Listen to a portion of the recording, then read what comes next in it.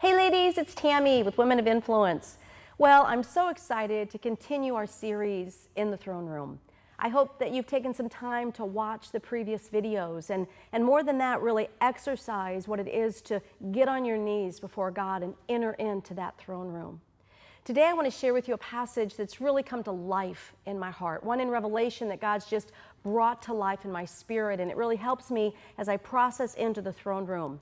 You know, in Revelation 3, the Bible tells us, and I want to read this passage to you, Revelation 3:21, it says, "He who overcomes, I will grant to him to sit down with me on my throne. Also, as I have overcome and sat down with my Father on his throne." He's telling us right here that when we overcome, we are granted to sit with him on the throne. Today I want to talk to you about running the race. I want to talk to you about being an overcomer.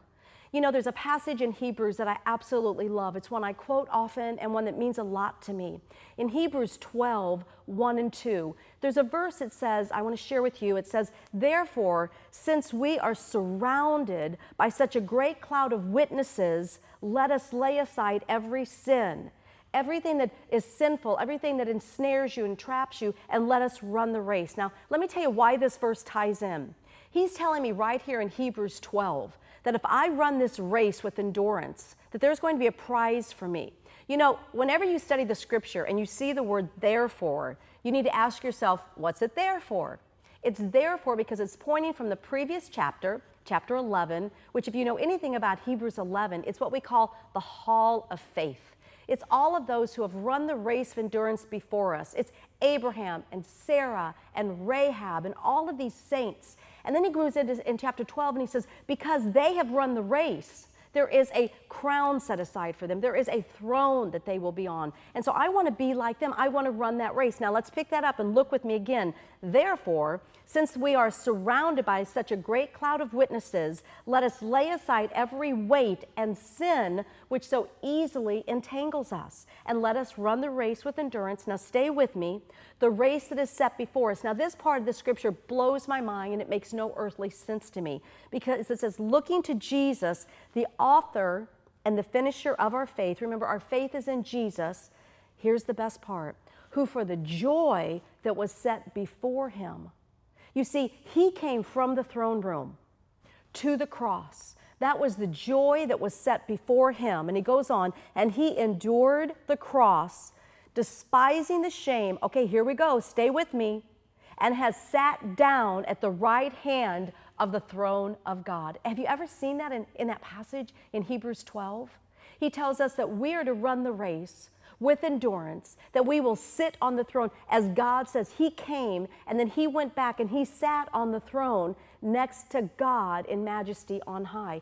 Let me tell you what, this right now we have to understand, I have to run the race with endurance. When I go into the throne room, when I get on my face before God and I read this passage in Hebrews 12 and in Revelation 3, I get on my face and I say, God, I've got to run the race with endurance.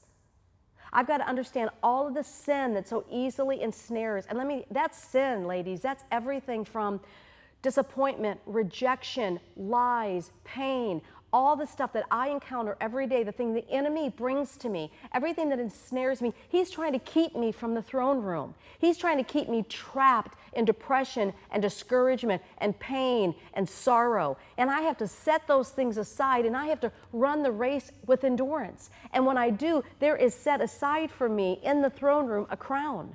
So I want you to understand there's a couple verses you can tie in. First of all, in 1 Corinthians 9:24, it says, "Do you not know that in the race all the runners run?" So I don't know if you do marathon races. I've done that, 5Ks, 10Ks. Hey, we all start in the race, right? We all run. But he goes on, he says, but only one gets the prize. Run in such a way to get the prize. Ladies, when you sit down and you go into that throne room, you get your mind, and you just have to realize you're a warrior. And you have to say, God, I'm going to run the race. I'm going to run the race with endurance. I'm going to set aside everything that ensnares me, entraps me, tangles me up. I'm going to run the race because you tell me right here that you did this for the glory that was set before you. The last passage I want to give you is 2 Timothy 4. And it says right here, I have fought the good fight. I have finished my course. I have kept the faith. What I want you to know right now in this passage, ladies, when you go into that throne room, you've got to contend. You got to get your mind mentally ready to go into the throne room. You got to separate yourself from sin. You got to move into the realm of the Spirit, and you have to move into the throne room. So take these passages I've shared with you in Revelation and Hebrews and run the race that's set before you. Endure, just like Jesus did. Endure whatever that is that's setting you aside from understanding the Spirit of God, and enter into the throne room. God's got great things for you in the throne room. Allow yourself to enter into it and see what He has for you. Have a great day. Look forward to continuing with you in our series, In the Throne Room. God bless.